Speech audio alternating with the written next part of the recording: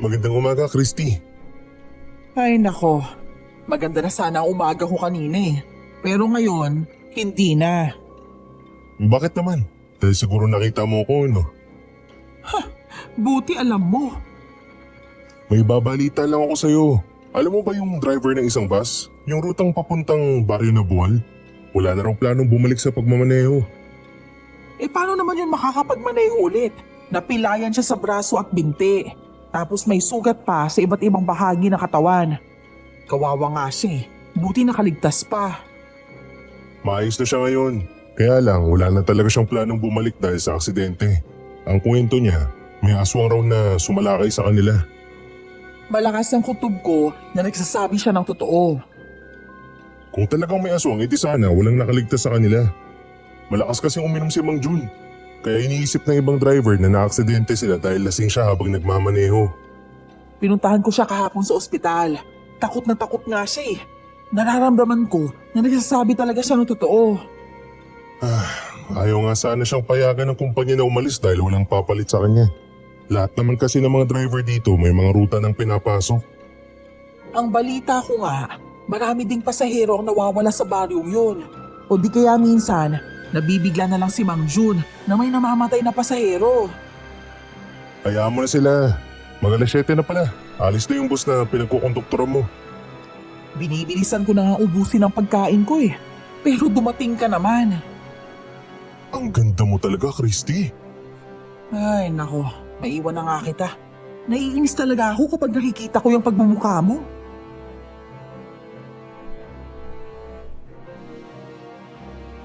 Kumakain ako sa kantin ng terminal ng bus bago dumating si Yael. Pero iniwan ko siya doon na umandar na ang bus na pagkukonduktoran ko. Naging usap-usapan ng mga driver ang tungkol sa nangyaring aksidente kay Mang Jun noong nakaraang araw lang. Kinaumagahan noon, nabigla na lang ako nang marinig ko ang usapan sa terminal na si Yael ang ipapalit kay Mang Jun. Ang alam ko, wala pang konduktor si Yael. Kaya nagpumilit ako sa kanya na maging konduktor niya. Sigurado ka ba na gusto mo akong maging konduktor mo? Ang pagkakaalam ko, naiinis ka sa pagmumukha ko. Nagbibiro lang naman ako nung sinabi ko yun eh. Ikaw talaga. Masyado kang matampuhin. Sige na kasi, pumayag ka na maging konduktora mo ko. Doon ka magpaalam sa kumpanya nitong bus, hindi sa akin. Ano ba naman ang magagawa ko nagmamaneho lang ako. Ikaw na kasing kumausap sa kanila, nailipat ako sa'yo. Sige na naman, Yaelo. Ay, ayan ka na naman. Ang bait mo lang sa akin kapag may kailangan ka. Oo na, kakausapin ko na sila mamaya. Bukas pa naman ako magsisimulang papasok sa rutang yun. Ayos. Iba ka talaga, Yael. May tanong nga pala ako, Christy. Ang sabi mo sa akin, naniniwala ka sa kwento ni Mang Jun na may aswang doon. Hindi ka ba natatakot na baka tayo naman ang atakihin ng aswang? Hindi. Tsaka kasama naman kita, kaya alam kong ligtas ako. Ay na pala si Aling Gemma oh. Maglalako na naman yan ng prutas sa baryo ng Nabual. Kung tanong kaya natin siya tungkol sa sinasabi ni Mang Jun kung may aswang ba talaga sa baryong yun. Ikaw na mag-usisa sa kanya kung gusto mo. Tara, lapitan natin. Wala naman siyang masasakyan na bus galing dito dahil wala nang bumabiyahe papunta doon. Bukas pa ako magsisimulang magbiyahe.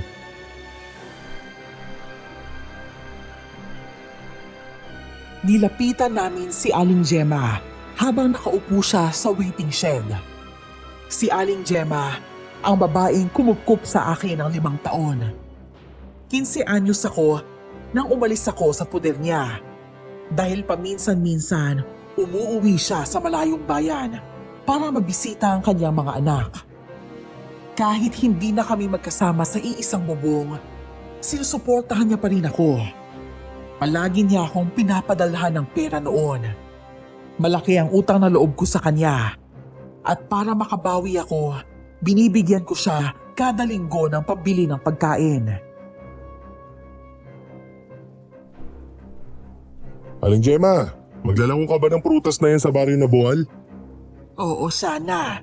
Kaya lang, wala pa atang bus na bumabiyahe papunta doon. Wala pa nga po. Bukas pa ata eh. At si Yael na ang bagong driver ng bus. Ay, ganun ba? Nako, masasayang lang pala itong mga prutas ko. Christy, kumuha ka dito para may makain ka dun sa bahay mo.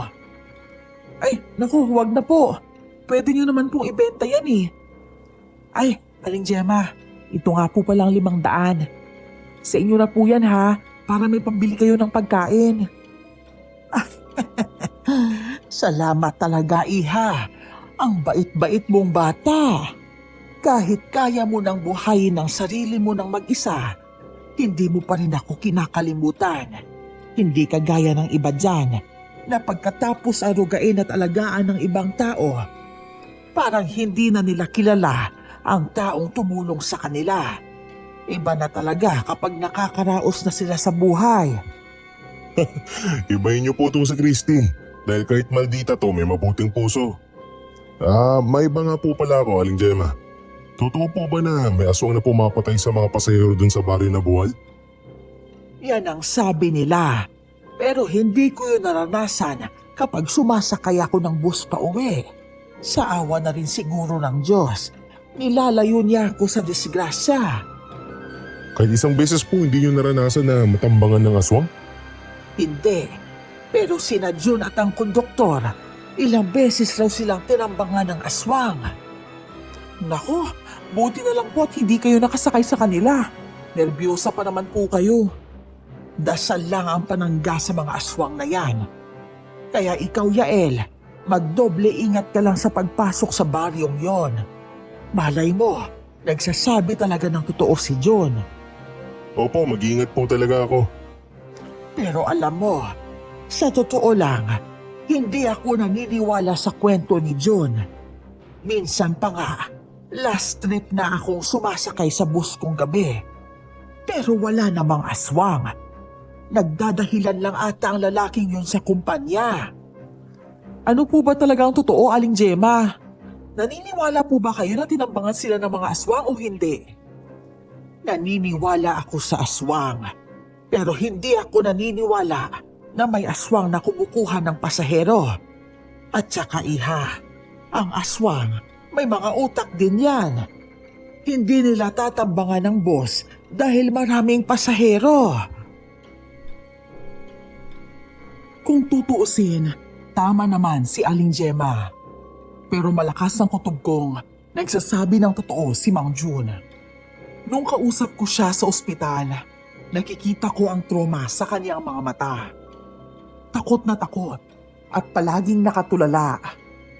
Ganyan na ganyan ako noon nung pinatay ng mga aswang ang mga magulang ko sa mismong harapan ko. Kinabukasan, nalaman ko na pumayag ang kumpanya ng bus na maging konduktor ako ni Yael. Dala-dala ko lagi ang belt bag ko na may laman na iba't ibang uri ng punyal. Christy, ano naman yung dala-dala mo? Belt bag? Bulag ka ba? Belt bag pa ba yan? Parang bag na yan ah. Pwede ba? Tigilan mo lang kakatanong sa akin. Mapupuno na tong bus. Lalarga na tayo maya-maya. Si Aling Gemma, hindi ba natin hihintayin? Natural. Hihintayin natin siya. Alam mo namang naglalako siya ng mga prutas. Oh, ayan na pala siya. Tulungan mo nga siya sa mga dala niya. Ito naman, kung makautos sa akin, trabaho mo sana yun eh, kasi ikaw ang konduktora. Kaya ayaw ko talaga magkonduktor ng babae kasi hindi kaya magbuhat. Akala ko ba nililigawan mo ko? Gusto mo ata ngayon pa lang, basti din na kita. Wag, sige na. Ito na, kukunin ko na yung mga dala niya.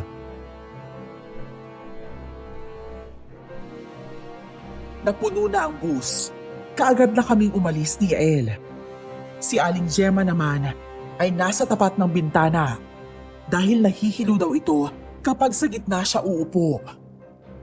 Ilang minuto lang ang nakalipas. Biglang tumigil ang bus. May sumakay na matandang lalaki. Doon siya umupo sa tabi ni Aling Gemma. Maya-maya pa, lumapit ako kay Aling Gemma para bigyan siya ng tubig.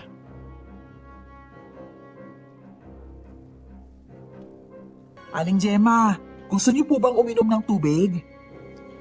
Ay, hindi ako nauuhaw, iha. Iha, baga ba kayong uuwi mamayang gabi? Hindi ko po alam eh. Pero hanggang alas 10 ang uling trip namin. Nako, baka matambagan tayo ng aswang mamayang gabi, lagot na! Huwag mo ngang tinatakot ang mga matatanda. Kakapasok lang nila sa baryo, tapos magsasalita pa kayo ng ganyan. Kaya nga dapat nilang malaman na may aswang na tumatambang sa bus kada gabi dahil bago pa lang sila dito. Alam mo, hindi ako naniniwala sa ganyang haka-haka. Umaga sumasakay ako ng bus papasok sa baryo. Tapos sa gabi naman, sumasakay rin ako pa uwi. Bakit hindi ko nakikita ang aswang na yan? Paano mo naman ipapaliwanag ang nangyayari sa mga pasahero? Maniwala ka sa akin, Iha. 2 beses kong nasaksihan na may namamatay na pasahero sa loob mismo ng bus ni John. Yung bus na sinasakyan ko, si John din naman ang nagmamaneho. Pero bakit hindi ko naranasan ang mga ganyan? Kaya ginugulo lalo ng aswang ang mga pasahero dahil chinichismis nyo sila. Inirapan naman ng matandang lalaki si Aling Gemma. Naglakad na ako papunta sa kinaroroonan ni Yael. Pero bigla akong nakaramdam ng pagkahilo. Nagsitayuan ang mga balahibo ko sa hindi maipaliwanag na dahilan. Nararamdaman ko na may pasahero kaming aswang. Inikot ko ang aking mga tingin sa mga pasahero. Nahuli ko ang matandang lalaki na nakatingin sa akin habang nakangisi. Pinilit kong lumapit kay Yael at sinabi sa kanya ang nararamdaman ko. Bakit parang namumutla ka? Ayos lang ako. Sa daan ka lang tumingin dahil baka makabangga tayo. Namumutla ka nga talaga at saka pinagpapawisan. Nihilo ka ba? Hindi naman bago sa yung sumakay ng bus ah. Hindi ko alam kung ano nangyayari sa akin eh. Biglaan nga lang eh. Pagkatapos ko makausap si Aling Gemma at ang matandang lalaki nakakasakay lang, bigla akong nahilo. Parang may naamoy akong hindi maganda. Ano? Wala naman ako naamoy ah. Lakas naman ng pakiramdam mo. Pwede bang huwag kang tumawa? Nagsasabi ako ng totoo. Nararamdaman ko na may aswang na nakasakay sa bus na to. Kaya lang, hindi ko matukoy kung sino eh. Sa dinami-dami ba naman ang nakasakay dito sa bus? Ang mabuti pa, maupo ka na lang dito sa front seat. Mamaya ka na maningil ng pamasahe dahil malayo-layo pa naman ang pupuntahan natin. Pero hindi ako mapakali, Yael. Paano kung may mabiktima ang aswang na yan dito? Hindi ka naman albularyo para makaramdam. Tsaka walang aswang na atake kapag may araw. Ang sabi sa akin ng lolo ko, kapag raw biglang nagsitayuan ang mga balahibo ko, ibig sabihin may masamang nilalang na nakapaligid sa akin. Maupo ka na kasi. Sumandal ka para makapagpahinga ka na muna. Sinunod ko naman ang sinabi ni Yael. Hanggang sa bigla akong napangiwi ng sumakit ang tiyan ko. Ang akala ko, saglit lang ang sakit na mararamdaman ko. Dumating na sa sitwasyon na namimilipit na ako sa sakit habang pinagpapawisan ng malamig.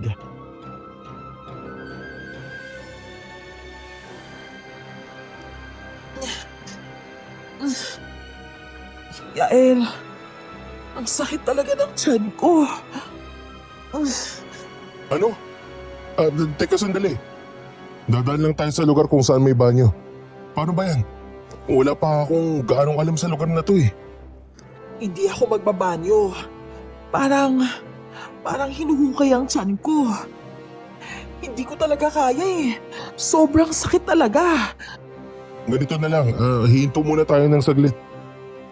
Bahala na sila dyan. Kung nagmamadali sila, di maghanap sila ng ibang masakyan. Ayan. May nakita na akong malaking espasyo para paghintuan nitong bus. Pwede bang pakitanong si Aling Gemma kung may gamot siya? O di kaya panghaplas para sa sakit ng tiyan? Sige, sandali lang. Bilisan mo ha. Oo, ito na, alis na ako. Maraming pasahero ang nagtataka kung bakit huminto kami. Pinaliwanag naman sa kanila ni Yael kung ano ang nangyayari. Maya-maya pa, bumalik na si Yael at kasama na nito si Aling Gemma. Nakita ko sa mukha ng matandang babae ang pag-aalala sa akin ng mga oras na yun. Iha, anong nangyayari sa'yo? Sobrang sakit po ng tiyan ko eh. Meron po ba kayong gamot dyan? Ay nako, wala akong gamot dito. Ay teka lang, magtatanong ako sa ibang pasahero para matulungan ka. Kawawa naman si Christy. Putlang-putla na sa sobrang sakit ng tiyan niya. Mga kasama, meron ba dito sa inyo ang may dalang panghaplas sa tiyan? Ano ba ang nangyayari? Nako, kanina pa naghihintay ang taong kikitain ko dun sa baryo. Masama ang pakiramdam ni Christy. Kung nagmamadali ka, mauna ka doon. Lumipad ka kung gusto mo. Sino na merong panghaplas dyan? Pairamin nyo na sila para makaalis na tayo kaagad. Ayun, may panghaplas ang isang babae dun. Kunin mo na doon, Yael, para mahaplasan na natin ang tiyan ni Christy. Paano kaya ako? Ako, unang araw ng biyahe ko dito, parang na-trauma na kaagad ako. Hindi kaya, nausog ka, iha. Halika rito, hahaplasan muna natin ng laway ang tiyan mo. Naglagay ng laway si Aling Gemma sa kanyang palad at hinaplos niya yon sa tiyan ko. Makalipas ang ilang minuto, nakahinga ako ng maluwag nang mawala ang pananakit ng tiyan ko. Kaya lang, hindi pa rin nawala ang nararamdaman kong pagkahilo. Nagsimula na kaming bumiyahe ulit para mas maaga kaming makarating sa aming pupuntahan. Tanghali na nang makarating kami sa baryo na Buwal. Kaagad na bumaba si Aling Gemma para pumunta sa palengke. Kasabay nito ang matandang lalaki na nagmamadali. Nabangga niya pa ako pero hindi man lang siya lumingon sa akin. Oh, ayos ka na ba, iha? Opo, nawala ng pananakit ng tiyan ko pero nahihilo pa rin po ako eh. Baka naman naninibago ka sa biyahe. Mas malayo kasi ang rutang to kaysa sa mga rutang pinupuntahan mo. Kaya nga po eh. Oh, paano ba yan, Aling Gemma? Kailangan na naming umikot sa buong bayan para maihatid ang ibang pasahero. Saan po ba kayo maghihintay mamayang gabi kapag uwian na? Ay, doon banda sa may waiting shed. Yung nadaanan natin doon paliko. Sige po, mag-iingat po kayo ha. Ikaw ang kailangang mag-ingat, iha. Gamay ko na ang lugar na to kasi tumanda na ako sa pabalik-balik dito. Christy, sumakay ka na. Ikot pa tayo. Nandyan na! Sige, mauna na po ako. Nagmadali akong sumakay ulit. Konti na lang ang mga pasaherong natitira sa loob. Umupo ako sa front seat para magpahinga. Nang mga oras na yon, unti-unting nawawala ang pagkahilo ko.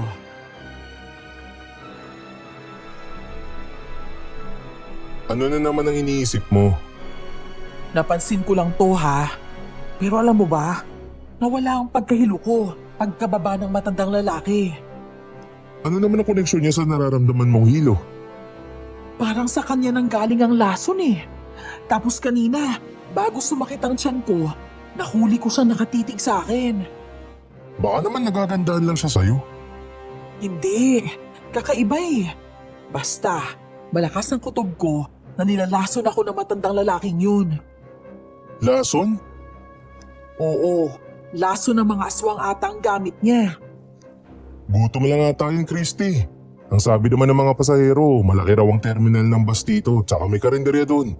Pagkadating natin, kakain tayo ng marami. Hindi ka ba talaga naniniwala sa akin na may nararamdaman akong aswang sa paligid? Yung totoo? Hindi. Kasi ang alam ko, mga albularyo lang may kakayahan na makaramdam ng presensya ng aswang. Albularya ka ba? Hindi rin. O yun naman pala eh.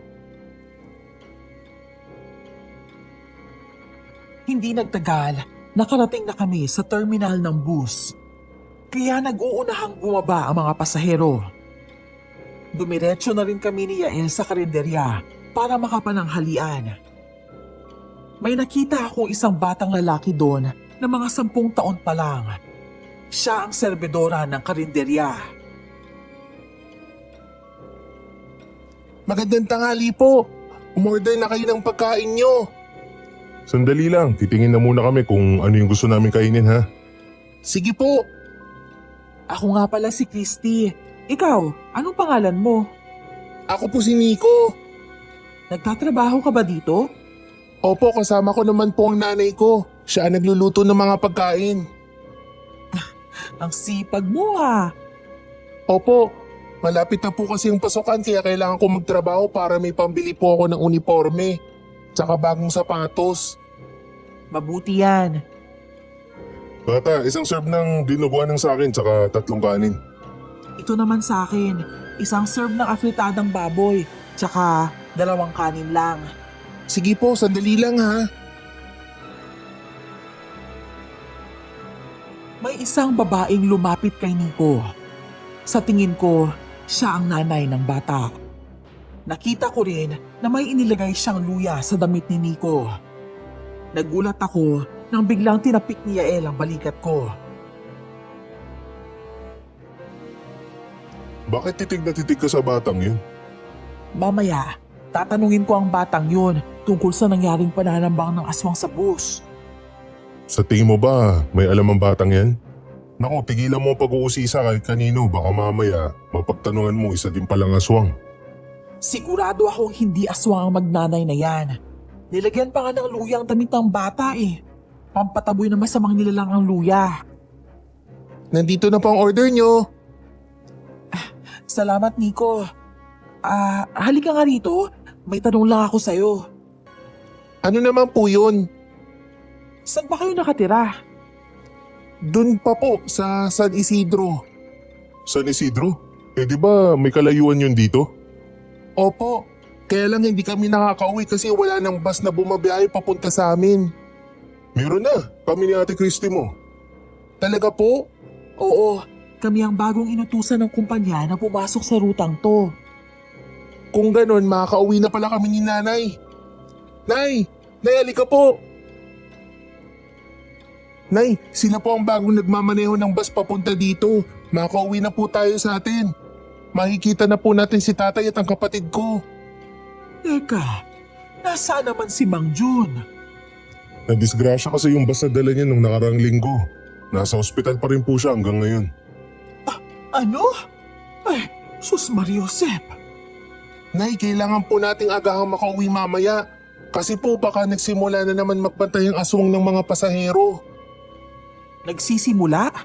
Ibig mong sabihin, meron talagang aswang na nananambang sa mga pasahero? Oo, iha. Meron. Delikadong magbiyahe ng gabi sa baryong to. Sumusunod ang aswang sa bus at posibleng nakakasakay pa sila. Hindi. Kung ganun, nagsasabi ng totoo si Mang Jun. Sabi ko sa'yo, di ba? Malakas talaga ang kutob ko na nagsasabi ng totoo si Mang Jun, pero ayaw mong maniwala sa akin. Sa totoo lang, kukonti na lang ang mga pasaherong bumabiyahe tuwing gabi. Alam na kasi nila kung anong pwedeng mangyari sa daan. Kung ganun, kailangan natin makalis dito ng alas 4 ng hapon. Yun nga sana. Kami kasi ng anak kong si Nico, 2 linggo nang hindi nakauwi. Kailangan kong makauwi ngayon dahil may sakit ang isa kong anak. Kami po ang pinakahuling biyahe galing dito. Alas 10 ng gabi ang alis namin. Kailangan nating sundin yon. Baka malaman ng kumpanya na hindi tayo sumusunod. Pwede nila tayong tanggalan ng trabaho. Kung totoong may aswang sa baryo na to, kailangan natin makalis ng maaga. E paano si Aling Gemma? Alangan namang iiwan natin yun. Patay na. Si Aling Gemma pala. Ano ba? Huwag kang matakot dyan. Paano kung magpakita sa atin ng aswang na yun sa gitna ng kalsada? Baka madisgrasya pa tayo at mamatay. Akong bahala sa aswang na yan. Ang gagawin mo lang, tumingin sa daan at magmaneho na maayos. Kahit gustong-gusto ni Yael na umuwi ng maaga, wala itong nagawa nang pigilan ko siya. Alas 7 ng gabi, nagsakayan na ang mga pasahero. Kasama na doon ang magnanay na sina Nico at Selena. Totoo nga, nakukunti lang ang mga pasaherong sumasakay. Hinintay namin ang alas 10 ng gabi bago kami umalis ng terminal. Ramdam kong natatakot si Yael pero pinapalakas ko ang loob niya.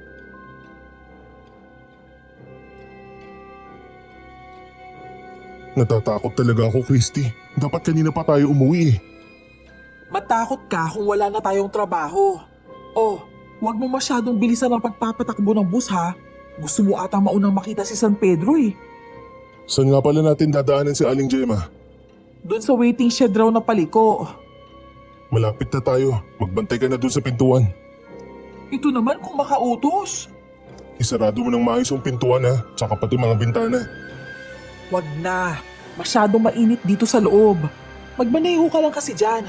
Yung mata mo, dapat sa kalsada lang ang tingin. Tumangulang si Yael sa akin. Agad na akong pumunta sa pintuan para abangan si Aling Gemma. Nakita ko nga na nag-aabang sa amin si Aling Gemma sa may waiting shed. Pero nakita ko na naman ang matandang lalaki na sumabay rin kay Aling Gemma.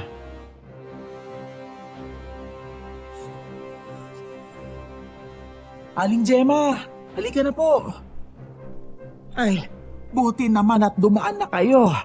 Ang akala ko, hindi kayo uuwi ngayong gabi. Wala naman po kaming matutulugan dun eh. Sa loob na kayo ng bus mag-uusap. Mauna ka na kasing pumasok sa bus kung nagmamadali ka. Umalis ka kaya dyan sa pintuan. Umakyat na po kayo. Nagmamadali po kasi yung driver natin eh. Ay, sige.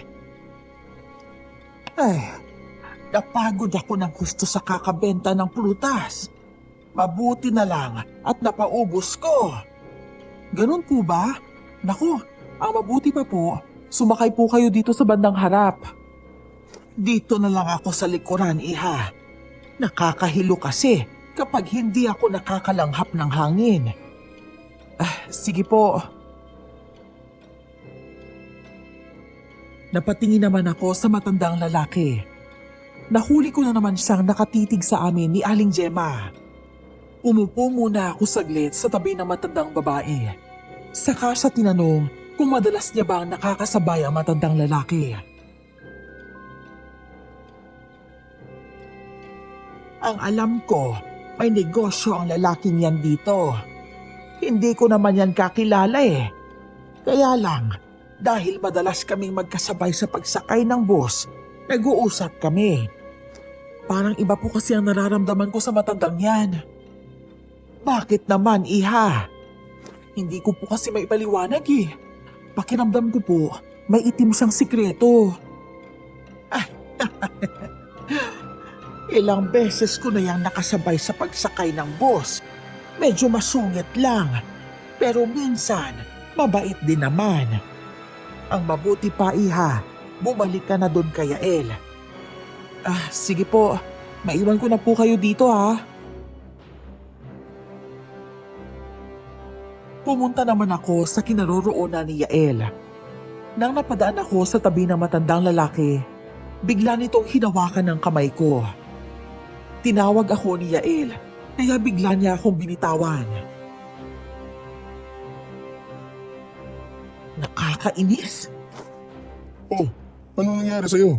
Pwede bang dito ka lang sa tabi ko? Natatakot kasi ako, Christy. Sige, hindi na ako aalis. Ay, uy, may pasahero palang bababa dyan sa pinakadulo ng baryo ha. Hitigil ko na lang ang bus mamaya. Na paano yung braso? Bakit hawak-hawak mo yan? Hinawakan ba naman niya ako? Naging pasahero din natin siya kaninang umaga. Tapos ngayon, sa atin pa din siya sumakay. Sabi ko na type ka ata ng matanda. Tumigil ka nga dyan. Oh, ayan na, nandito na tayo. Ihinto mo na ang bus. Grabe, ang dilim. Nang makababa na ang pasahero, bigla namang namatay ang ilaw sa loob ng bus. Nagsigawan ng iba pang pasahero dahil sa takot. Hinawakan ko ang belt bag ko para maghanda. Nagmadali naman si Yael na hanapin ang dala naming flashlight. Pero hindi niya agad makapa ang flashlight na nasa ilalim ng upuan niya. May narinig akong boses ng babaeng sumigaw. Naalarma ako at gusto ko sanang makalapit sa pinanggalingan ng boses. Kaya lang, hindi ko magawa dahil madilim. Makalipas ang ilang minuto, bumalik ang ilaw at nakahinga kami ng maluwag. Luma na atang ilaw nitong bus eh. Kausapin mo nga ang boss natin para mapalitan to bukas. Ngayon lang to nangyaring napatay ng ilaw ang bus ah. Hali kayo! Tingnan nyo! May babaeng duguan dito! Babaeng duguan? Oo, tingnan ninyo! At sa tingin ko, patay na siya! Dali, lapitan natin. Diyos ko! Anak ng... Paano to nangyari sa kanya? Magmaneho ka na ng bus, Yael! Sige na, Yael. Ang bus na lang ang intindihin mo. Kinain ng aswang ang babae dyan. Nang ganon kabilis? Pero saan siya dumaan? Iha, huwag mo nang intindihin. Gawin yun ni Yael ang lahat ng paraan para makaalis na tayo dito. Pero imposibleng walang nakapansin sa aswang. Nagdadasal kami rito para hindi kami makain ng aswang. Alangan na magbantay pa kami sa kapwa namin pasahero. Ang mabuti pa, Christy, hubarin mo yung jacket mo. Itakip mo sa katawan ng babaeng yan na wala ng buhay. Hinubad ko ang jacket ko at lumapit ako sa babaeng puno ng dugo ang katawan. Nang akmang tatakpan ko na sana siya, nakita ko na may kagat ang kanyang liig. Hinawakan ko yun at nararamdaman ko na kagat yun ang ngipin ng aswang. Bilisan mo na dyan! May kagat ang babae sa liig. Takpan mo na siya ng jacket mo. Walang magandang maidudulot sa iyo ang pagtingin sa bangkay na yan. Maaalala mo lang ang nangyari sa mga magulang mo. Nanay, aray ko po. Biglang sumakit yung tiyan ko. Ay, teka sandali. Meron akong gamot na dala dito. Itaas mo ang damit mo para mahaplasan ko ang tiyan mo. Ito po. Aling Gemma, pwede niyo po bang tulungan ng batang yan para mawala ang pananakit ng tiyan niya? Sige, pero samahan mo ko. Lumapit kami sa kinaroroonan ng mag-ina. Kagaya ng nangyari sa akin kaninang umaga, namimilipit ang bata sa sobrang sakit. Ayon kay Aling Gemma, posibleng nausog din siya. Hayaan mo kung pahira ng laway ang tiyan mo, bata. Kapag usog yan, mawawala ang pananakit. Ay, Diyos ko! Sana hindi na muna tayo bumiyahe pa uwi.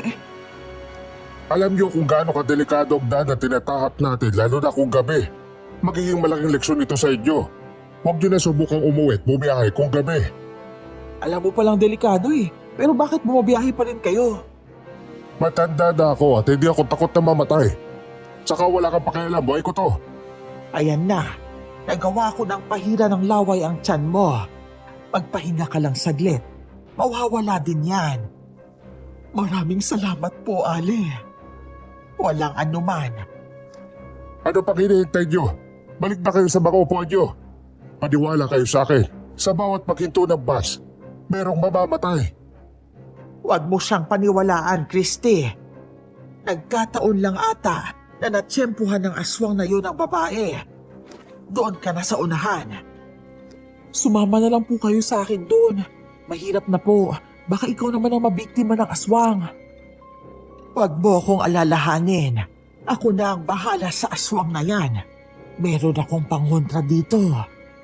Talaga po? Oo. Kaya sige na. Doon ka na. Ate Christy, pwede po ba akong sumama sa inyo dun sa front seat? Sige, walang problema. Halika na, sasamahan natin ang driver doon.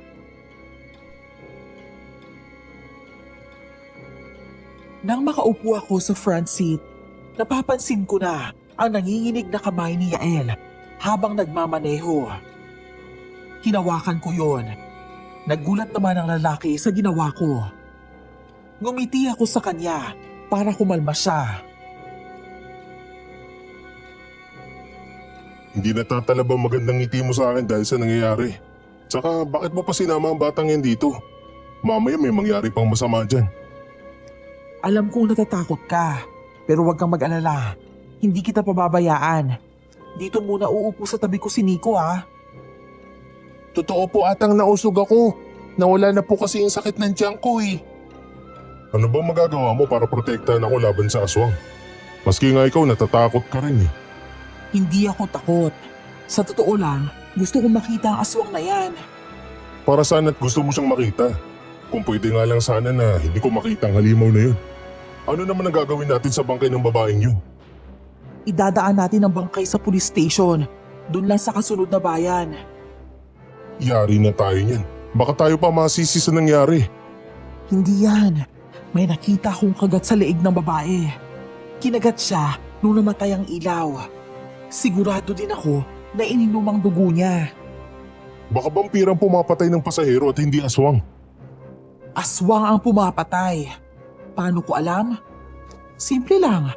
Ganyan na ganyan ang nangyari sa mga magulang ko nung pinatay sila ng aswang. Kinagat sila ng aswang sa leeg. Ano?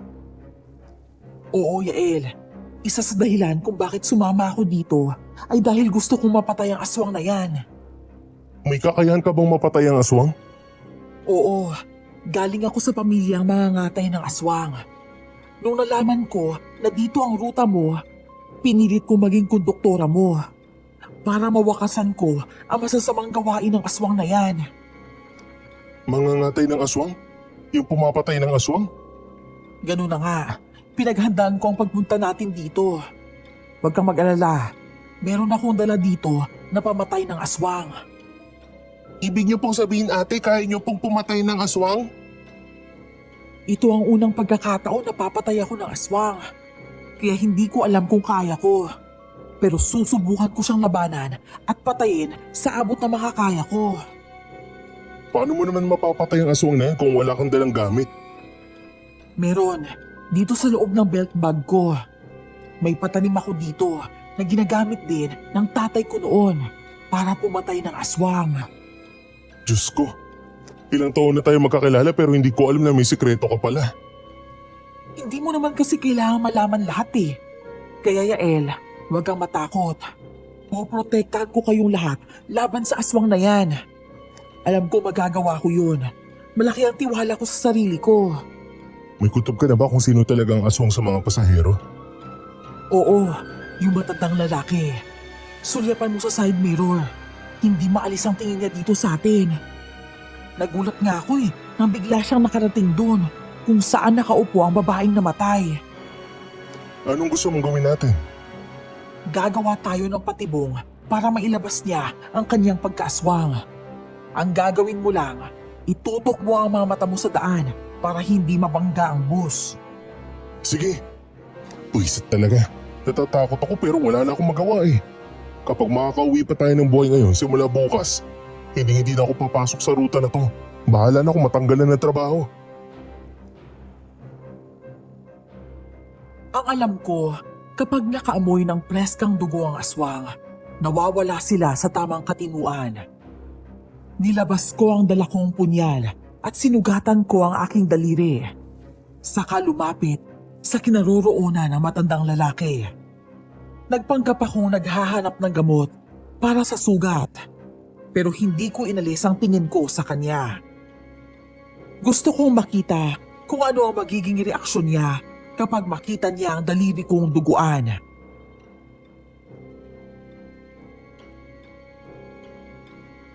Manong, may gamot po ba kayo para sa sugat? Paano ba yan? Aksidente ko pong nahawakan ng blade eh. Wala akong gamot dito. Doon ka maghanap sa iba. Tsaka pwede ba? Huwag ka nga lapit sa akin. Nairita ako sa pagmumukha mo. Ang sungit niyo naman po. Oh, Christy, anong nangyari sa'yo? Bakit may dugo yung daliri mo? Nasugatan po ako doon sa blade na hinawakan ko eh. Ang sakit-sakit nga po eh. Ay nako, ikaw talaga. Bakit kasi hindi ka nag-iingat? Masyadong mabagal ang pagpapatakbo ng driver sa bus. Kaya hanggang ngayon, hindi pa rin tayo nakakarating. Hindi po kasi pwedeng bilisan ang pagmamaneho nitong bus. Paano po kung madisgrasya tayo? Iniisip lang din niya ang kaligtasan nating lahat. Isipin mo ha, 6 na oras ang kailangan nating ibiyahe paalis sa baryo na to. Pero mas lalong binabagalan ng driver. Sa tansya ko, bago tayo tuluyang makaalis sa bayan ng Nabual, tatakbo sa 8 oras. Aswang ang driver na yan eh. Okay lang po. Ang mahalaga, makauwi tayo ng ligtas. Saka hindi aswang si Yael. Matagal ko na po siyang kakilala. Oo nga naman. At kung gusto mo palang makauwi ng maaga, dapat 5:00 pa lang sumakay ka na sa ibang sakayan. Umalis ka nga, babae ka sa harapan ko. Natatakot ako habang tinitignan yung dugo sa daliri mo. Natatakot po kayo? Alika na, Christy. Doon na tayo sa bandang likuran. Hinila ako ni Aling Gemma papunta sa likuran ng bus. Sa nakikita ko, kalmado lang ang matandang lalaki habang nakasandal sa kanyang inuupuan. Dumadaloy pa rin ang dugo sa daliri ko, kaya tinalian yon ni Aling Gemma ng panyo. Christy, baka pwedeng pakisabi kay Yael na bilisan niya ng konti ang pagmamaneho. Nahihilo na kasi ako, iha. Masama na ang pakiramdam ko.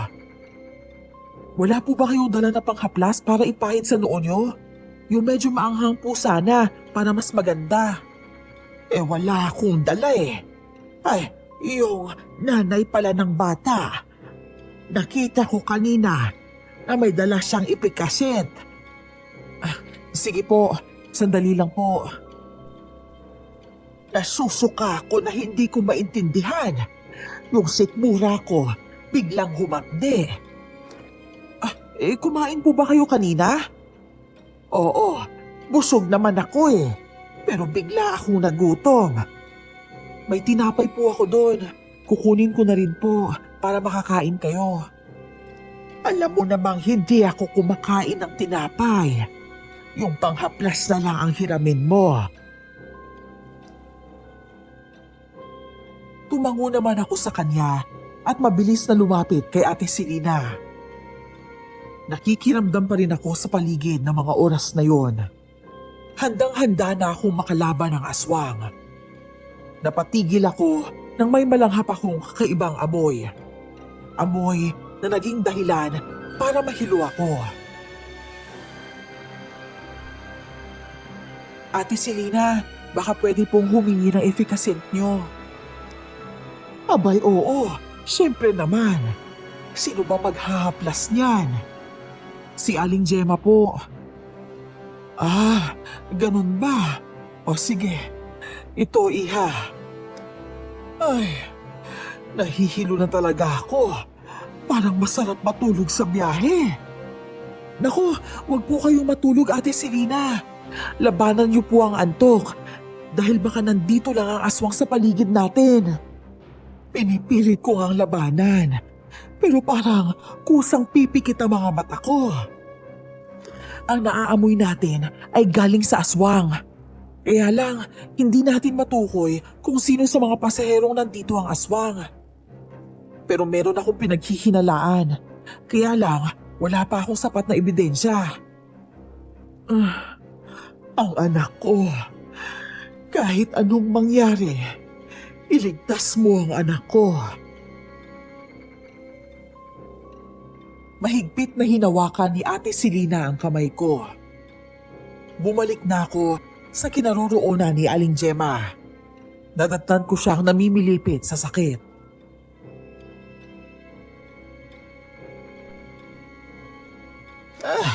Aray ko, Ay, akin na ang panghaplas, iha. Ay, ito po. Sa lahat ng mga pasahero nandito, ang matandang lalaki lang ang kalmado. Siya nga ata talagang aswang, pero wala naman akong ebidensya. Sa tingin ko, tama ka talaga, Christy.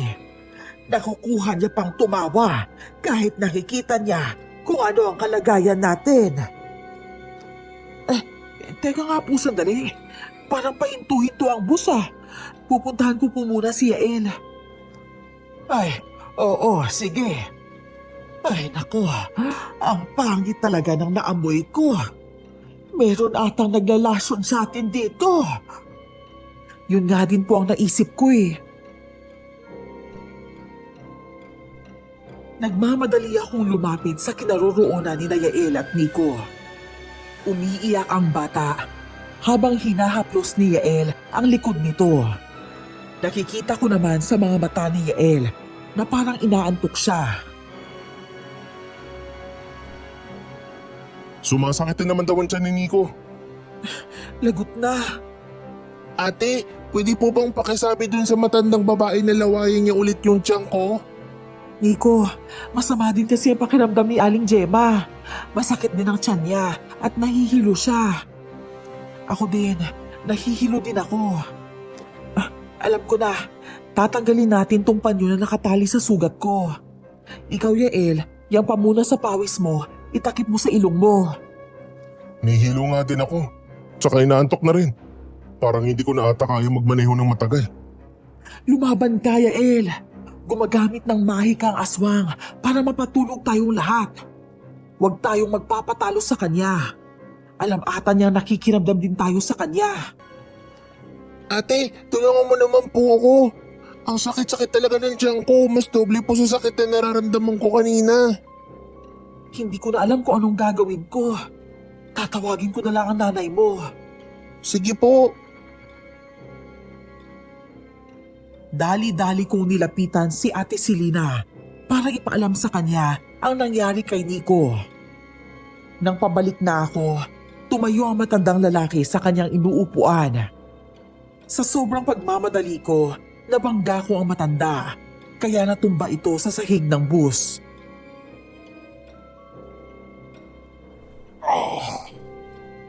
Bulag ka ba?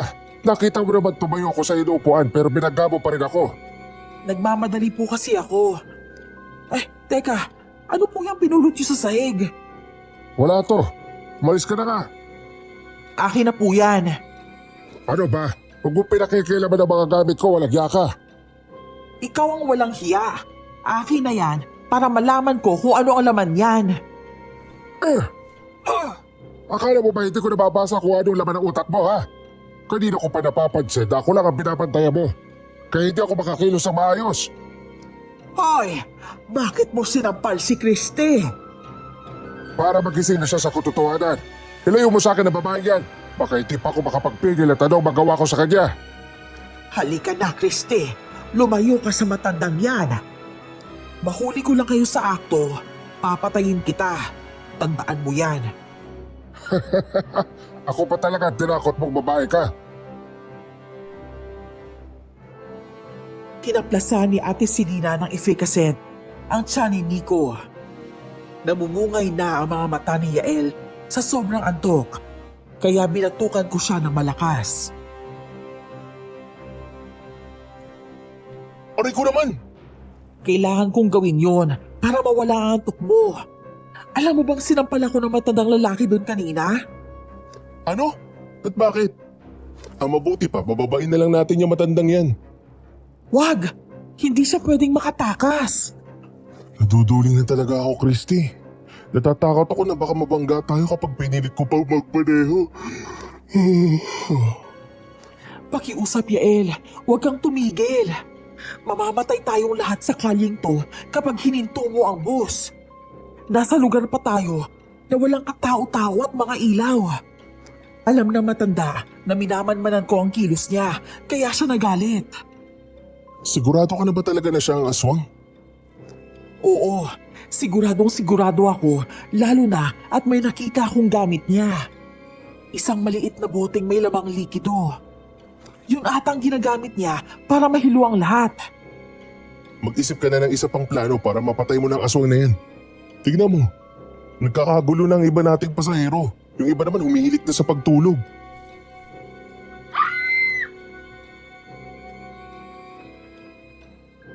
Mas lalong lumakas ang sigawan ng ibang pasahero nang mamatay ulit ang ilaw ng bus namin.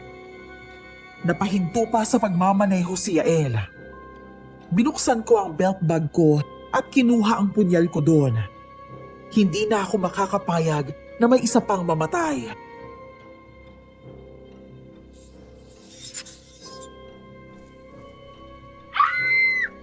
Huwag ka na munang gumalaw kasi baka pasahero ang masaksak mo imbis na ang aswang. Pailawin mo na ang flashlight mo. Dali! Sige, ito na. Dumapa kayong lahat! Yael, sundan mo siya ng ilaw ng flashlight. Dalian mo! Oo, Papatayin kitang aswang ka! Sinalakay ko ang aswang gamit ang sagradong punyal ng tatay ko. Gumagalaw ang bus sa tuwing palipat-lipat ng pwesto ang aswang.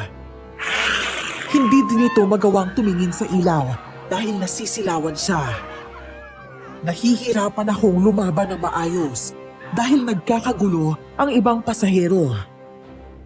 Hanggang sa nagulat ako nang inatake nito si Yael. Napasigaw si Yael at tumalsik ang flashlight na hawak niya. Kuya Yael! Ay Diyos ko! Si Yael! Yael! tulungan mo ako, Christy, may sugat ako. Christy, lumapit ka dito. Mukhang napuruhan ata si Yael. Sobrang dilim. Wala akong makita. Mamamatay na ba tayong lahat dito dahil sa aswang? Hindi anak. Hindi ako papayag. Nasa ka na, Christy? Itayo mo ako dito.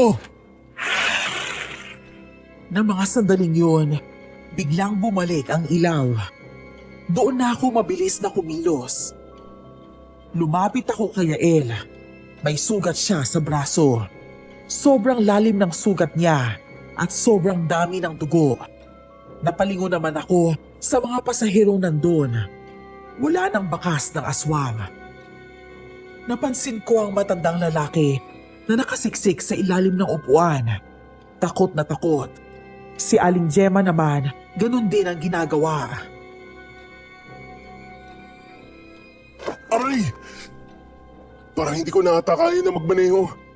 Magmamaneho ka, Yael. Pilitin mo dahil maraming umaasa na makaalis dito ng buhay. Kuya Yael, gusto ko pa pong makauwi. Ano kaya kung magpaiwan na lang ako para ako na lang ang kainin ng aswang? Natatakot ako na baka may masamang mangyari sa anak ko. Walang kailangang magsakripisyo. Tandaan niyo lang, kapag namatay ang ilaw, yun ang pagsalakay ng aswang. Hindi ko na talaga alam kung anong gagawin ko. Pigilan muna natin ang pagdurugo ng sugat mo para makaalis tayo kaagad. Christy, hindi mo kayang patayin ng aswang na yan. Malakas siya eh. Tapos sobrang tulis ng kuko niya. Tignan mo itong kinalamot niya sa braso ko. Bumaon ng gusto yung mga kuko niya. Kaya ko nga siyang labanan, pero dapat kaharap ko siya. May gamot akong dala dito para sa sugat. Ano? Meron kang gamot? Pero bakit naghanap ka pa ng gamot doon kanina nang masugatan ng daliri mo? Ginamot ko ang braso ni Yael at hinintay na tumigil ang pagdurugo nun. Inutusan ko sina Ate Serena at Nico na lumipat ng upuan sa likod. Pinag-usapan namin ni Yael ang sunod naming plano. Isasarado ko ang mga bintana. Sisiguraduhin ko na hindi yun mabubuksan ng aswang. Eh di mas lalo tayo manghihina dito kapag ginawa mo yun. Naamoy ko pa rin hanggang ngayon ang mabangong halimuyak na nagpahilo sa atin.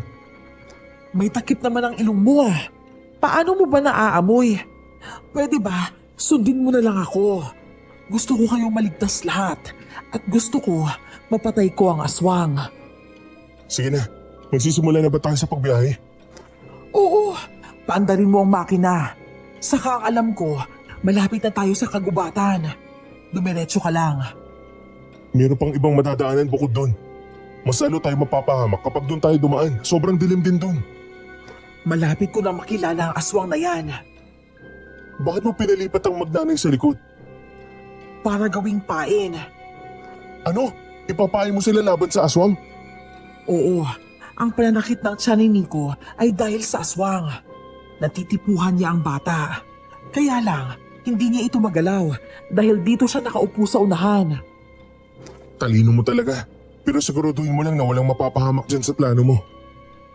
Aayusin ko muna ang mga wiring dito para siguradong hindi na mamamatay ang ilaw.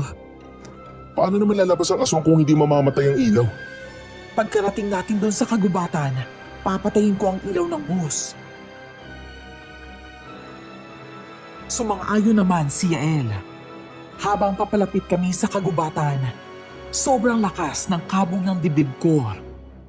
Maraming buhay ang gusto kong sagipin sa loob ng bus. Mabilis ko namang natapos ang pagkumpuni ng main switch ng ilaw. May sira nga talaga yon. Nang makarating na kami sa kagubatan, bigla kong pinatay ang ilaw. Kasabay noon ang paghinto ni Yael sa bus. Nagsigawan ang mga tao at narinig ko ang malakas na sigaw ni Ate Selena.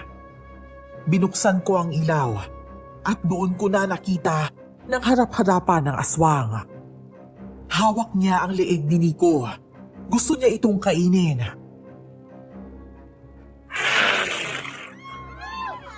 Pakawalan mo ang bata. Ako ang harapin mo.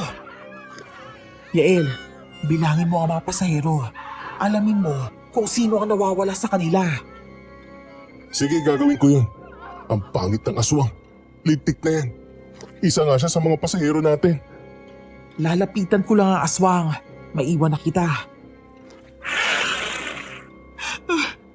Tulungan ninyo ang anak ko. Parang awa nyo na.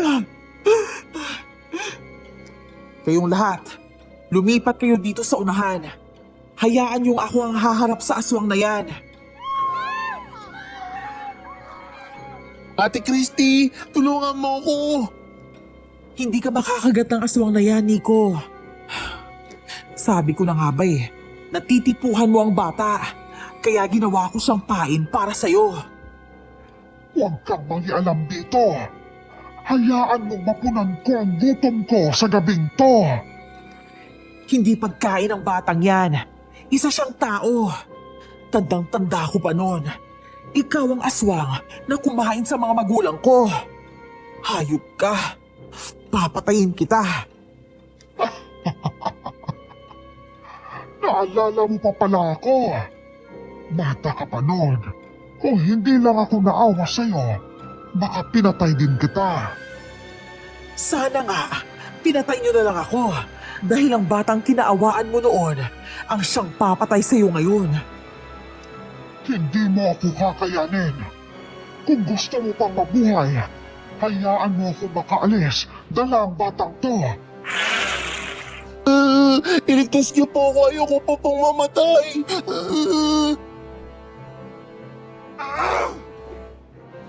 Buong lakas kong sinugod ang aswang gamit ang punyal. Nakakailag ito sa bawat pagtarak ko sa kanya. Hindi niya pa rin binibitawan ng batang lalaki. Ginamit niya ang kanyang pakpak bilang panangga sa pag-atake ko. Tumalsik ako at nauntog sa mga upuan nang malakas niya akong hinampas gamit ang kanyang pakpak. Yael! Pantarin mo na ang bus habang naglalaban kami! Sige, Sinabi ko naman sa'yo na hindi mo ako kaya. Kagaya ka rin ng ama mo. Umaastang bayani kahit wala namang kakayahang lumaban. Ibahin mo ako sa tatay ko. Lumaban ka sa akin ng patas. Pakawalan mo ang batang yan. Saan pagkain ko ngayong gabi? Kaya bakit ko siya papakawalan? Isa pa, kaya naman kitang labanan kahit hawak ko pa siya. Pakawalan mo kung aswang ka, ang pangit mo! Hindi ka na makakawala sa akin, bata. Kanina pa ako natatakam sa'yo. Alam kong masarap ang karne mo dahil mataba ka. Ayoko maging pagkain mo. Kung kanina, nagagawa mong ilaga ng punyal ko. Pero dito, sigurado akong matutunaw ka. Ay, hindi! Bendita! Umanda ka sa aking babae ka! Papatayin kita! Pinakawalan niya ang bata at mabilis na sumugod sa akin. Bumaba ako sa sahig nang makalapit na siya. Tinarakan ko siya ng punyal. Kaya lang ay nagawa niya pa ring makailag. Nahuli niya ang kamay ko na may hawak na punyal at malakas niyang pinigayon. Sobrang sakit kaya napangiwi ako. Sinuntok niya ako sa tiyan at hinampas ng pagpak niya. Pero bago pa man ako tumalsik palayo sa kanya, sinabuyan ko siya ng holy water. Buisit kang babae ka! Ang hapde! Ang hapde sa balat dahil sa bendeta mo! Hindi ako papayag na ako lang ang mapapatay mo. Ate Christy, ayos lang po ba kayo? Ayos lang ako. Doon ka na sa nanay mo para hindi ka niya mahuli ulit. Lalaban pa rin po ba kayo? Oo, lalaban ako hanggang kamatayan. Binabangga ng aswang ang katawan niya sa pintuan ng bus. Ang aswang! Tumatakas siya! Hindi siya pwedeng makatakas. Mabilis akong tumayo para muling atakihin ang aswang. Unti-unti na rin nasisira ang pintuan ng bus dahil sa lakas ng pagbangga nito. Gumalon ako ng mataas para tanakan siya ng punyal ko. Iilag pa sana siya, kaya lang winisikan ko siya ng holy water. Nawalan siya ng kontrol sa pagkilos dahil sa hapdi ng kanyang katawan. Nagawa ko siyang sugatan sa tiyan, kaya umangil ang aswang sa sobrang sakit. Walang hiya ka talagang Christy ka! O ano? Akala ko ba malakas ka? Mahina ka. Wala kang kwentang nilalang. Kaya ang nararapat sa'yo, mamatay. Hindi ko matatanggap kung ang tulad mo ang makakapatay sa akin. Kung ganon, tingnan natin kung saan naabot ang lakas mo. Magkikita tayo ulit, Christy.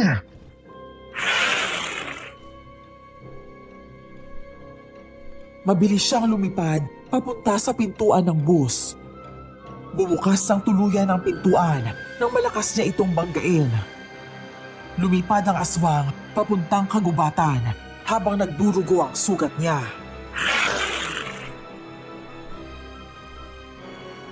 Christy, ayos ka lang ba?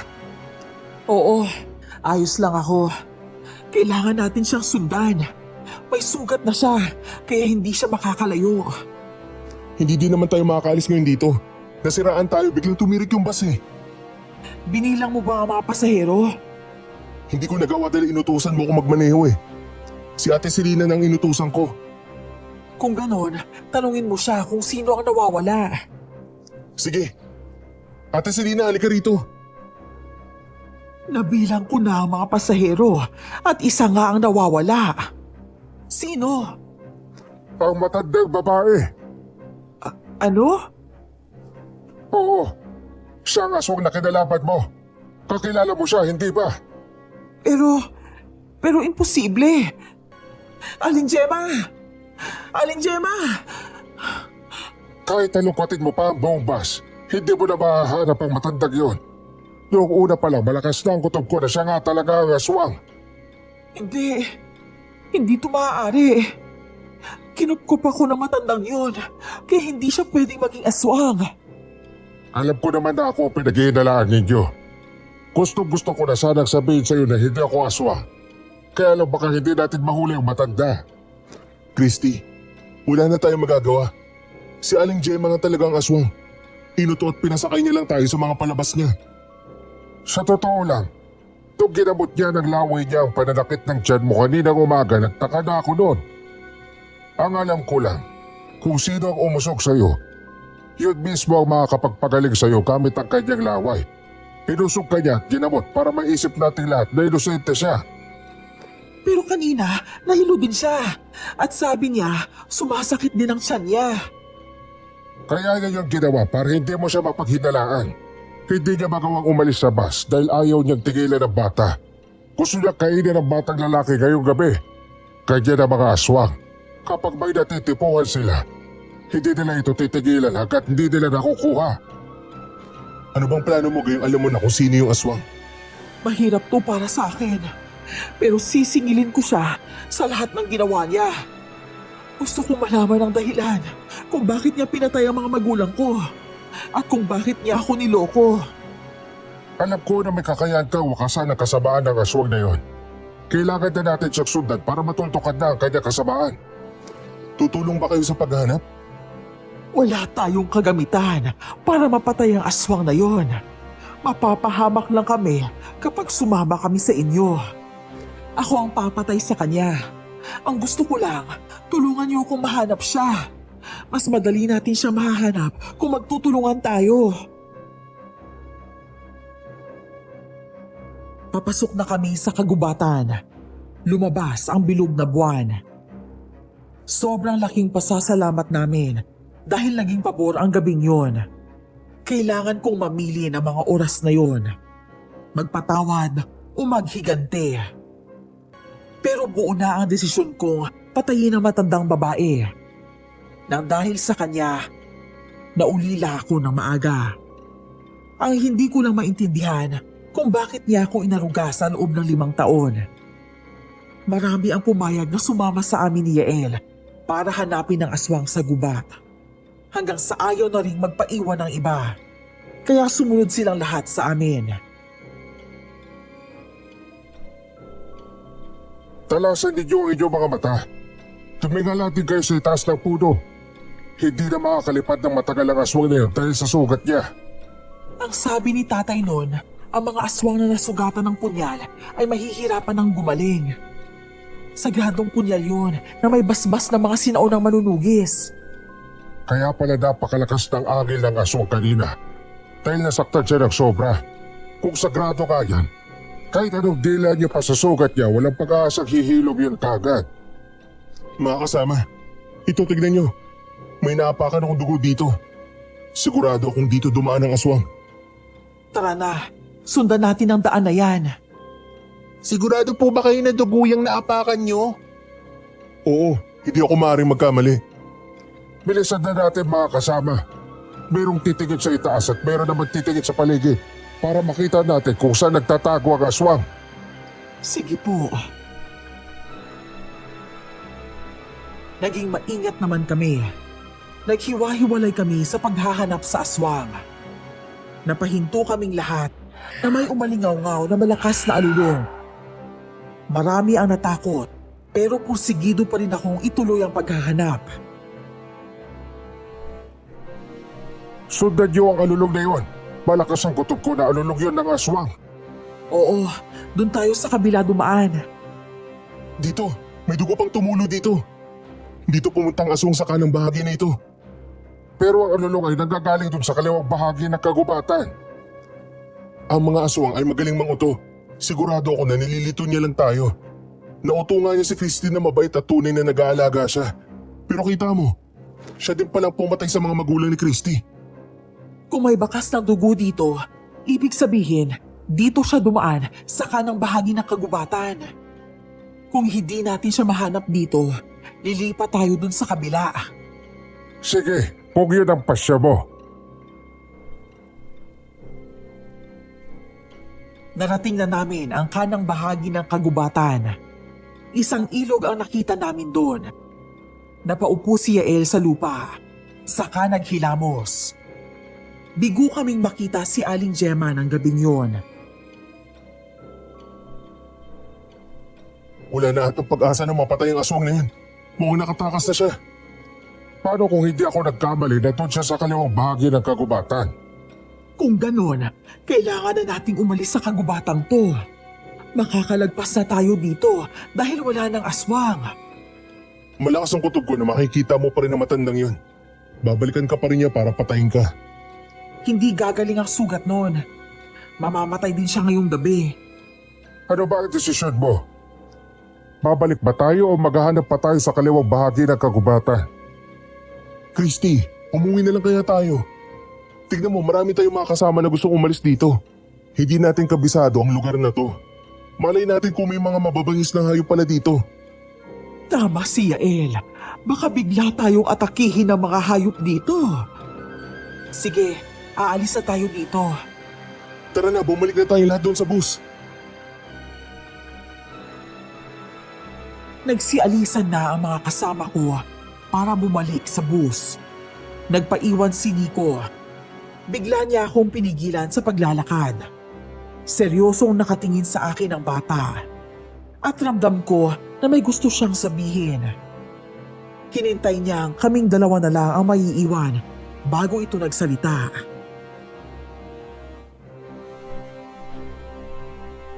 Ate Christy, may sasabihin ako sa inyo. Ano naman yun?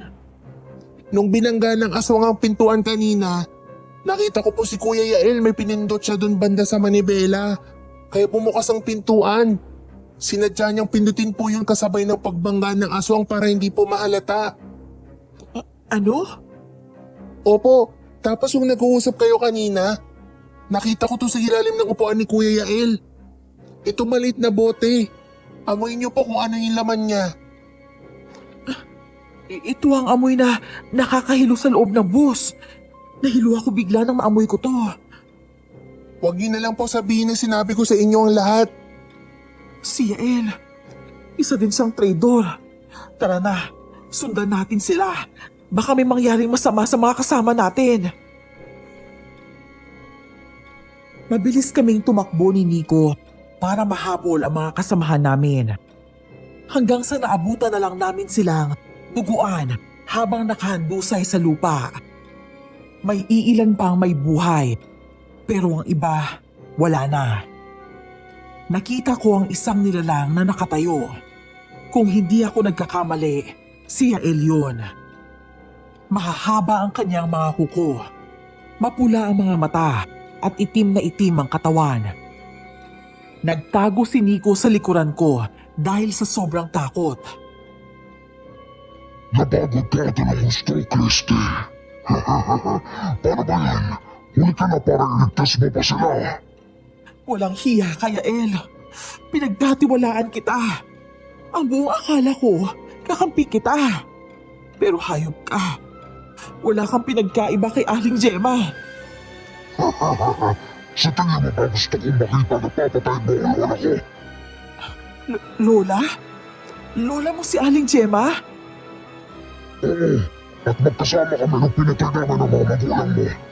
Sa totoo lang, ako ang kumain sa kanilang mga laman-loob. Ang sarap ng laman-loob nila. Kaya nasisiguro ko na kasing lasa mo din sila. Nico, pumunta ka sa nanay mo. Ako nang bahala sa halimaw na to. Kapag makain ni Lola ang batang yan, gagaling ang sugat niya at kapag makain naman kita, mas lalo kong lalakas. Pinaglaruan niyo ko ng matandang yon. Lalong-lalo ka na. Nagtiwala ako sa mga maling tao. Gusto mo bang malaman ang totoo kung bakit ako ang pinadala sa rutang ito? Dahil ako ang nakiusap. Nung una ayos naman. Pero nung nagpumalit ka na maging konduktora, doon nagsimula maging masaya ang lahat. Ang akala ko, ang kumpanya mismo ang nagpadala sa'yo sa ruta na to. Diyan ka nagkakamali. Alam mo, Christy, wala naman sana kami plano ni Lola na patayin ka. Kaya alam mo kung susunod ka na sa yapak ng mga magulang mo. Mga hayop kayo. Sobrang hayop. Wala makakauwi sa inyo ngayong gabi. Uubusin namin kayo. Napaatras ako nang magpalit ang Yusha bilang baboy ramo. Sobrang laki niya at kulay itim. Hinanda ko ang aking punyal at natitirang bendeta. Naghahanda na ang baboy ramo na umatake sa akin nang biglang narinig ko ang sigaw ni Nico. Ate Christy, kunin mo to! Isang matulis na kahoy. Itarak mo yan sa leeg ng baboy ramo. Sige, lumayo ka lang sa amin. Alalayan mo ang mga kasama natin na may mga buhay pa. Christy, tidrider tayo ni Yael. Ako nang bahala sa kanya. Papatayin ko siya. Patay mo ng halimaw na yan. Kayo din para makaalis na tayo. Alam ko na po ang gagawin ko. Tulungan niyo na lang po ang ibang kasama natin at lumayo kayo. Umalon ang baboy ramo para umpugin ako. Natumba ako sa lupa, kaya mabilis siyang dumagan sa akin. Buong lakas kong tinarak sa leeg niya ang matulis na kahoy, kaya napaangin ito at umatras. Winisikan ko siya ng holy water. Nagwala ito habang gumugulong sa lupa. O ano? Hindi mo na kaya?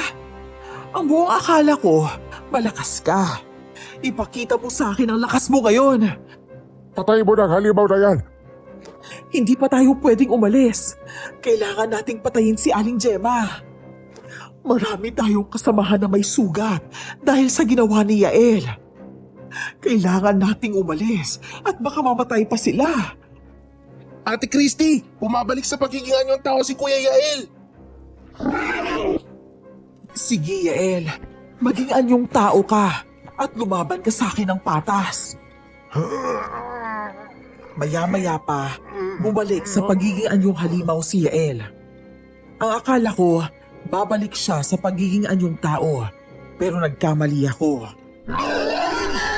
Kumanda na naman siya para umatake sa akin. Kaya naghanda ako para mailagan yun.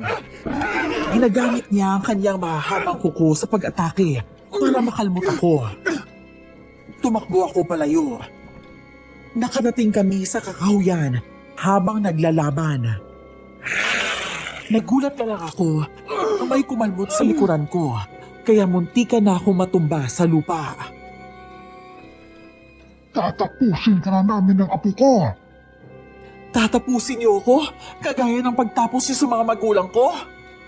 Oo, malaki ang utang na loob ko sa inyo dahil kinupkop mo ko sa loob ng 5 taon. Pero pinakain mo lang pala ako para may kainin kayo. Pwede pa magbago ang isip namin. Hindi ka namin papatayin kung may kipagtulungan ka sa amin. Hayaan mo kami makain ng mga pasahero. Babalik tayo ng normal sa atin. Hindi. Mas mabuti pang patayin niyo ko. Balak ko lang pala akong patayin, Aling Gemma. Pero bakit mo pa ako inaruga ng 5 taon? Bakit? Dahil ang buong akala ko, mapapakinabangan kita. Pero nagkamali ako. Maprinsipyo ka rin kagaya ng tatay mo. Kaya nung nalaman ko na sasama ka dito, napag-usapan na namin ni Yael na papatayin ka. Pero bakit mo pinatay ang mga magulang ko? Ano bang atraso nila sa'yo? Hindi mo ba alam? Ang tatay mo ang umubos sa lahi namin. Kaya ka niligawan ni Yael. Balak ko sanang pag-asawahin kayo para magkaroon ka ng anak na may lahing aswang. Kaya pala kahit anong pang uutos sa akin ng apo mo, hindi ko siya nagugustuhan dahil may mga balak pala kayo. Para hindi na magbabago ang pasya mo, Christy. Tapusin na natin to. Sabay silang umatake sa akin. Sobrang mahihirapan akong harapin sila dahil parehas silang mabilis at malakas. Nagsaboy ako ng holy water sa kanila at pareho silang natamaan. Natamaan ko sa mata si Yael. Kaya doon na ako kumilos para saksakin siya ng punyal sa tiyan. Nagtagumpay ako mapuruhan siya pero hindi pa rin ito namatay. Bigla niya akong hinuli sa leeg at sinakal ng mahigpit. Pinaikot-ikot niya ako at saka buong lakas na hinagis. Tumilapon ako at nagpagulong-gulong sa lupa. Demonyo ka! Ang tagal mong mamatay! Hindi mo ako mapapatay ng ganun kadali. Dahil marami akong nainom na dugo kanina. Tapusin mo na ang babaeng yan, Yael. Kailangan na nating umalis.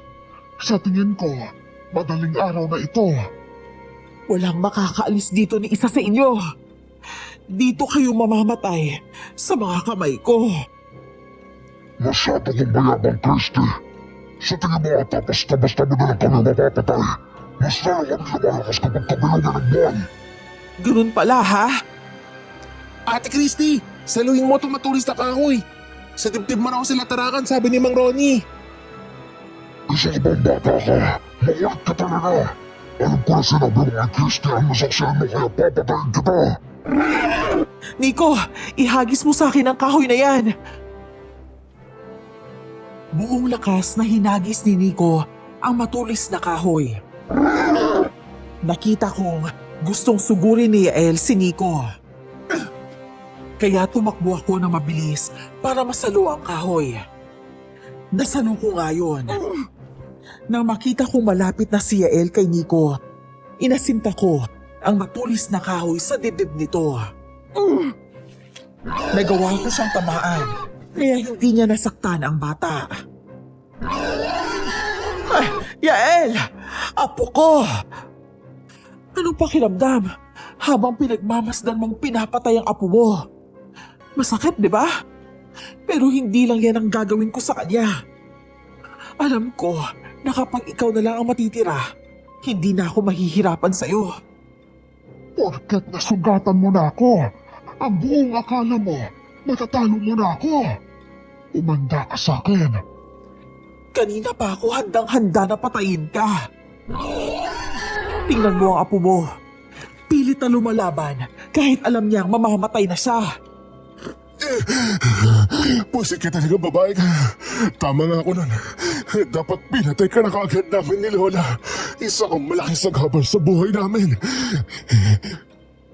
Ipaghihiganti ko ang apo ko. Isusunod kita sa mga magulang mo. Nagpanit-anyo siya bilang malaking aso at sumalakay ito sa akin. Umilag ako para hindi ako makagat. Tumakbo ako papalapit sa kinaroroonan ni Nico para maprotektahan ko din siya. Sumunod naman ang aswang na aso. May natitira pang konting holy water sa boteng nilagyan ko, kaya sinaboy ko yun sa kanya. Napaangil ang aso at nagpagulong-gulong ito sa lupa dahil sa sobrang hapde. Pilit pa rin lumapit si Yael sa akin para kalmutin ako, kaya tinadyakan ko siya sa tiyan. Wala na kayong laban sa akin.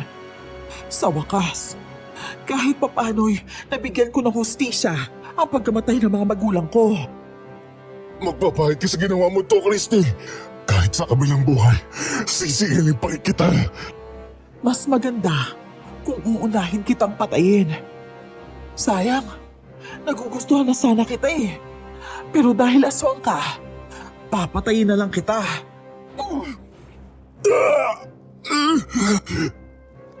Sige pa, Ate Christy. Saksakin mo pa siya ng saksakin. Katapusan mo na, Yael. Ikumusta mo ako kay Satanas. Nalagutan ng hininga si Yael. Ang huli ko namang hinarap ay si Aling Gemma na ngayon ay anyong tao na rin. Galit na galit siyang nakatitig sa akin nang mapatay ko ang kanyang apo. Napatitig siya sa katawan ng kanyang apo na wala ng buhay. Anong pakiramdam na makitang mamatay sa harapan mo ang mahal mo sa buhay? Nagsisisi ako kung bakit binuhay pa kita nung gabing yon. Ikaw lang pala ang makakasira ng lahat. Masyado kong minaliit ang kakayahan mo bilang anak na manunugis. Wala akong ibang hangad kundi may paghiganti ang mga magulang ko. Nang dahil sa'yo, naulila ako ng maaga. Pinagkaitan mo ako ng magulang. Hayop ka. Kahit mapatay mo man kaming pareho ng apo ko, hindi mo pa rin mababago na ako ang nakapatay sa mga magulang mo. Wala ka nang magagawa doon. May paghiganti mo man sila, pero hindi mo na may babalik ang kanilang mga buhay. Mamatay ka na! Buong tapang akong sumalakay sa kanya gamit ang punyal ko. Mabilis pa rin siyang umilag kahit nasugatan siya. Ginawa ko ang lahat na makakaya ko para matarakan ko siya ng punyal. Nagawa niya akong kalutin sa dibdib braso. Pero nagawa ko rin siyang sugatan ng punyal. Pareho na kaming duguan ang mga oras na yun. Tinangka niyang bukutin ng puso ko. Pero mabilis akong yumuko. Sinaksak ko siya sa tiyan, kaya tuluyan itong nanghina. Mamamatay ka na sa pagkakataong to. Babalik pa rin ako, Christy. Mabubuhay ako at magiging isang aswang na amalanhig. Hahanapin kita kahit saang lupalop ka pa ng mundo. Tumahimik ka na!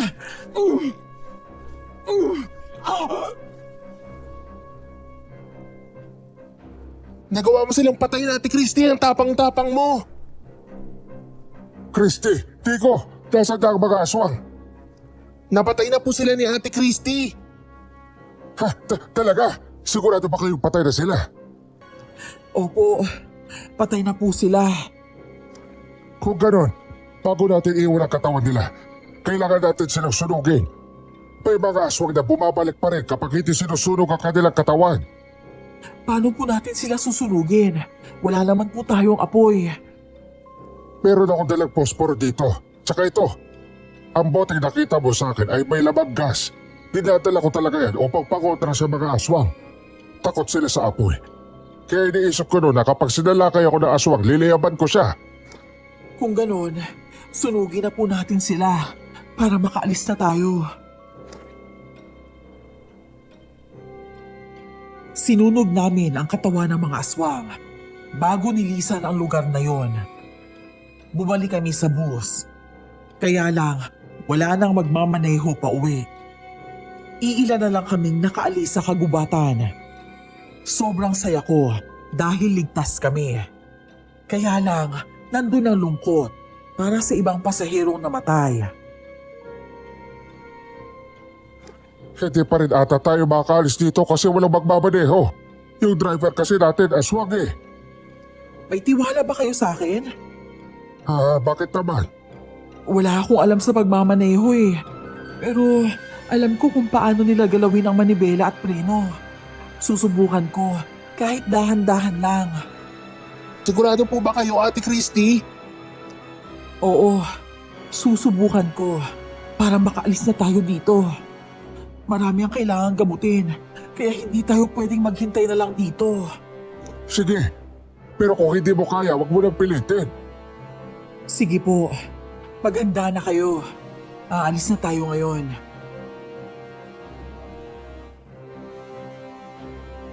Nanginginig pa ang mga kamay ko habang hawak ang manibela ng bus. Nagpagewang-gewang pa ang bus noong una. Pero habang tumatagal, nahuhuli ko na rin kung paano ang tamang pagpapatakbo. Sumikat na ang araw bago kami nakaalis sa bayan na yon. Unang baryong dinaanan namin ay kung saan nakatira si Mang Ronnie. Bago pa bumaba ang matanda, sobrang nagpapasalamat siya sa akin. Hanggang dito na lang ako, Christy. Sana hindi pa ito huling pagkikita natin. Maraming salamat sa pagpatay sa aswang na kumakain ng mga pasahero. Simula sa araw na to, wala na akong dapat katakutan na pumiyahe. Araw man o gabi. Maraming salamat din po sa inyo. Pasensya na po kung napagkamalan ko po kayong aswang. Ayos lang yun. Ang mahalaga, wala nang totoong aswang. Ibabalita ko to sa mga taga-baryo ko. Sigurado ako na magiging masaya sila kapag malaman nilang patay na ang aswang na tumatambak sa mga pasahero ng bus. Sige po, aalis na po kami. Sige, ingat kayo. Naway makarating kayo ng payapa sa uuwian nyo. Umalis na nga kami. At ang kasunod namang bumaba ay ang magnanay. Kahit sugatan si Ate Selena, masaya pa rin ito dahil nakarating sila sa kanilang baryo ng buhay. Nagpapasalamat din ako kay Nico sa mga sinabi niya sa akin tungkol kay Yael. Simula ngayon, wala na kayong dapat katakutan. Kaya nga, malaya na kaming makakauwi ni Nico sa baryo na to kahit anong oras. Ate Christy, masaya po ako dahil nakilala kita. Ang tapang-tapang po ninyo. Nagawa ninyong patayin ng 2 aswang kahit mag-isa lang kayo. May naitulong ka rin naman sa akin eh. Dahil sa matulis na kahoy, nagawa kong patayin si Yael. Kailangan na naming umalis, iha.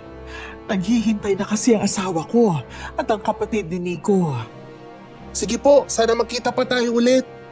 Sana nga, Nico. Nang makarating ako sa terminal, marami ang nagtataka kung bakit wala si Yael. Ipinaliwanag ko sa kanila ang mga nangyari. Kaagad na nagpaimbestiga ang kumpanya. Sinuspindi ako ng kumpanya. Pero makalipas ang ilang buwan, pinabalik naman ako bilang konduktora sa rutang yun.